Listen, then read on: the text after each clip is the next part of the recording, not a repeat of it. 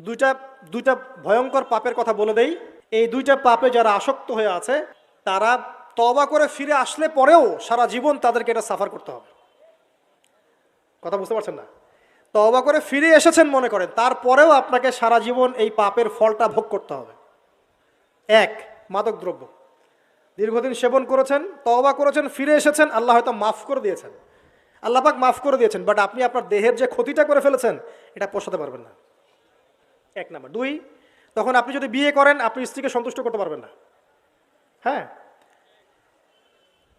দুই নাম্বার হচ্ছে এই যে গোপনে যুবকরা যে পাপটা করে, মাস্টারবেশন, যেটাকে আমরা বলি হস্তমৈথুন, এই পাপ যেসব যুবকরা করছে বা করে, এবং অ্যাভেলেবেল এই পাপটা সবাই করে, কারণ এখন পর্নের যুগ, পর্ন দেখলে তো আর কোনো উপায় নাই, তখন তো এই পথেই যেতে হচ্ছে, নিজের উপরে নিজেকে জুলুম করতে হচ্ছে।